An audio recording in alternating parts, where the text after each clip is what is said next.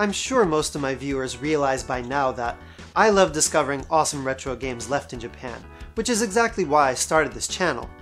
But now that retro gaming is transformed from an underground hobby for core enthusiasts to a global fad, it certainly can be intimidating to my wallet.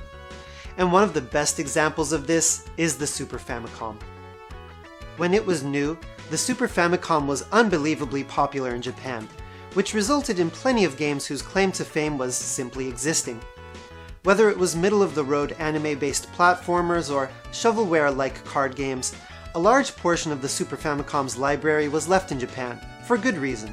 The really great games that were never localized for North America or Europe are pretty much universally recognized now, and they can easily cost an entire year's gaming budget for the average person. Fear not, for there are still Japan-exclusive retro games that don't require a life decision at the register, even for the Super Famicom. And today, I'd like to introduce one called Neugier, a game with a German title which means curiosity. Neugier was developed by our friends at Wolf Team, and while dressed up as an action RPG, it's actually more of an overhead action game with an emphasis on story. This was one of the games I bought on my very first trip to Japan, and even though I could hardly understand a thing, I still somehow managed to play it through to the end. Because of this, Neugier will always hold the magical memory of what it felt like to bring back a forgotten piece of gaming from Japan and experience it firsthand. So be forewarned, my assessment of this game will inevitably be tainted by nostalgia. 16 years later, I can play through Neugier with the benefit of understanding the story, as opposed to simply chopping away at enemies. And thankfully, now I have a YouTube channel where I can share it with other gamers. You take control of a wandering prince who decides to return to his kingdom, cleverly named Neugier, after hearing rumors that trade ships to the kingdom have been mysteriously disappearing. On the ship ride where the game starts, you're assaulted by pirates in the middle of the night, who have also somehow taken control of a witch with a deadly singing voice. The ship ends up wrecked, but you alone manage to survive, and find yourself on shore with a mysterious girl who quickly runs away once you've come to. This is where the real journey begins. Obviously, I'm not going to explain the entire story, but basically, you're on a quest to understand who or what is behind the sudden change in your father, the king. That probably sounds like the beginning of an RPG of some sorts, but as I said earlier, Neugier is really an action game with deceptively action RPG-like presentation. Your method of attack is a knife. There are no new weapons, no weapon upgrades, no magic spells, knife. That's it. You do get a grappling hook early on in the game, but this will be put to use maybe 2 or 3 times total. So you might be thinking, any armor? Nope. Shops? None. There are a total of 3 item upgrades in the game. A ring that increases your defense, a glove that increases your offense, and a bracelet that increases both. These can be toggled with the L and R buttons, and you can only equip one at a time. The only other items are a heart that increases your max life, a cup that makes you temporarily invincible, mushrooms that disable your weapon for a few seconds, and a potion that will automatically refill your life meter once if it runs out. The only game mechanic that feels RPG-like is that your weapon strength increases as you defeat enemies. At the top of the screen, you can see 2 numbers. One is your jumping attack level, and one is your standing attack level. You're never told how much experience you have or how much you need to gain a level, so the game is keeping track of it in some magical place unknown to the player. The biggest thing that separates Neugier from action RPGs is, it's broken up into stages. The scene on the ship is stage 1, the cave you go through to get back to Neugier is stage 2, and so forth. You can save the game anytime you'd like, but if you turn it off and load up a save file, you'll start at the beginning of whatever stage you last saved on. Well, now that I think about it, that's the second biggest thing. The real reason Neugier can't be called an action RPG is, it can be beaten in one sitting. And not one pizza and soda fueled all-nighter. Neugier consists of only 6 stages and can easily be beaten in under an hour and a half. I thought I was tough by beating it in 45 minutes after pretty much memorizing where everything is. But then I searched on YouTube and found someone who had done a speed run in a mere 21 minutes. So while you can save your progress, I think of it as a beat it in one go game. It keeps track of your playtime and gives you a rank at the end depending on how long it took you, so this may be one of the earliest games that actually encouraged speedrunning. In the graphics department, Noegear certainly doesn't do anything special. It does a good job of depicting the environments you traverse. The ship looks like a ship, the castle feels very castle-like, but I doubt anyone will be impressed by either the use of color or the artwork itself. It's competent, which I suppose isn't much of a compliment, and honestly, it looks like it was originally planned as a Genesis title, or even more likely, a PC Engine CD game. Luckily, the music is a bit better. The almost but not quite techno track with the funky bass line which the game greets you with is pleasantly unexpected. I'm not completely sure that it matches the scene it plays in, but it makes for a unique experience. Several of the other songs are excellent as well, in particular the music that plays in the cave of Stage 2 and Stage 5 where you're running around on the top of the castle. At the time, I was sort of hoping for a Motoi Sakuraba style soundtrack, since I had enjoyed the music in Wolf Team's Sega Genesis games so much.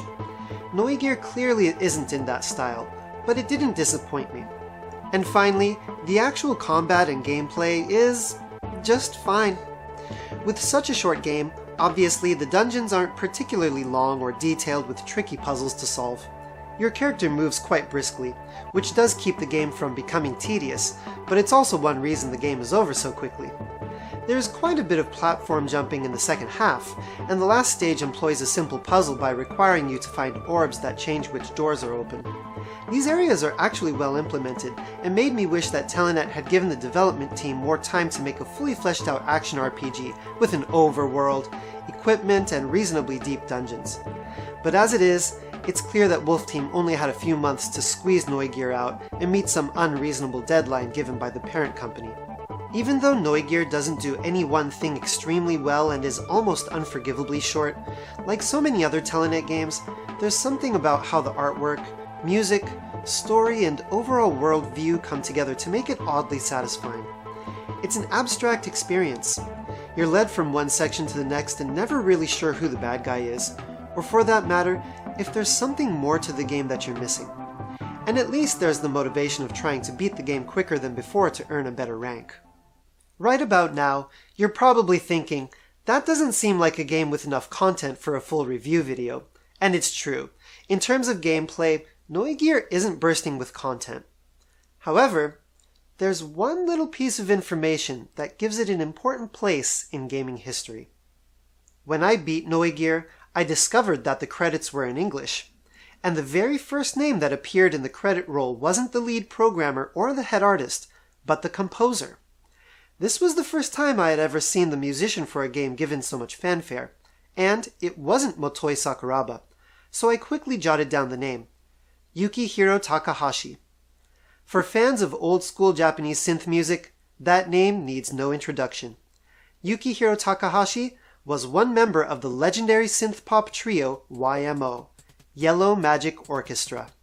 It's no exaggeration to say that YMO was single-handedly responsible for the popularity of electronic music that swept over Japan in the 80s. Their eponymously titled debut album from 1978, while clearly inspired by Kraftwerk, added both compositional and technical innovations that laid the groundwork for what we now call technopop. And of course, their influence on video game music is massive. YMO's popularity in the early 80s coincides almost perfectly with the rise of Japanese console gaming, and many famous game musicians will cite them as an influence. Shinji Hosoe and his inner music circle, who many people know as Sampling Masters, even had a cover band called OMY, Oriental Magnetic Yellow. I'm lucky enough to own one of the OMY albums, and not only does it have great arrangements of already legendary tunes, but also contains charming plays on the song titles. For example, YMO's cover of Day Tripper is now lovingly called Gay Stripper. YMO was formed by three established musicians, Haruomi Hosono, Ryuichi Sakamoto, and Yukihiro Takahashi. Haruomi Hosono was a bassist who had worked with several rock bands, including April Fool and Happy End, and even produced the very first game music album ever released in Japan, Namco's bluntly titled Video Game Music. Ryuichi Sakamoto was a graduate of the prestigious Tokyo School of the Arts, and had played piano and keyboard for several bands before being introduced to Hosono by another artist's manager. He's gone on to produce music for countless famous musicians, write movie scores, and is one of the most respected composers alive today in Japan. And finally, there was Yukihiro Takahashi. A self-taught musician whose first instrument was the drum kit, Takahashi began recording with professional musicians while still in high school and entered the spotlight as the drummer for Sadistic Mika Band around 1972. Here's a useless piece of trivia. The name Sadistic Mika Band was a wordplay with the name of John Lennon's Plastic Ono Band. After the breakup of the second inception of Sadistic Mika Band, simply called Sadistics, he decided to build a solo career, but joined YMO at nearly the same time. This proved to be a smart move, because with the success of YMO, Yukihiro Takahashi easily became one of the most recognizable names in pop music at the time. Despite his rock-based background, his own music took an electronic turn, and his solo albums went on to be some of the most loved in the genre of technopop. Shortly after learning about him from Noegear, I decided to take a chance and buy one of his albums on eBay. The one that looked the silliest, Murdered by the Music. Keep in mind, this was long before YouTube and you couldn't just go online and test out any song before buying something. My third eye must have been open at that moment, because it turned out to be one of his most well-received albums and right up my alley, and opened the door for me to learning about YMO and the beginnings of electronic pop music in Japan. Like the other members of YMO, Yukihiro Takahashi went on to have an eclectic solo career of both electronic and instrumental music, and also produced songs for countless famous musicians. My personal favorite being a slightly more obscure, half-Japanese, half-American singer who performed simply as Susan. With a career spanning over 4 decades, Yukihiro Takahashi is truly one of the living legends of Japanese pop music. And, depending on your musical taste, maybe his greatest accomplishment was to replace another legend, Motoi Sakuraba, for one fleeting game. As for the circumstances that led to Mr. Takahashi working on a Telenet game, I have no idea. The only way to find out would be to ask the man himself, and considering it was over 25 years ago, he might not even remember. One last little intriguing piece of trivia about Noegear is, it was originally scheduled for a North American release under the title The Journey Home, Quest for the Throne. There were even reviews in English gaming magazines, although it isn't clear whether these were based on a completely translated version.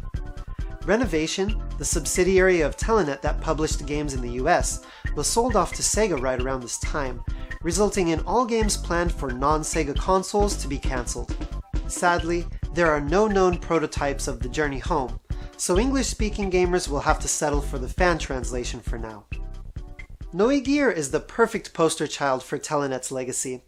It was a beautiful idea with a superstar development team, but clearly rushed and painfully lacking in gameplay. The good news is, it's only around $10 or $15 for a complete copy, and next to nothing for a loose cart, so you can easily pick one up if you're a physical media person like me. As always, thanks a lot for watching to the end, and I hope to see you in the next episode.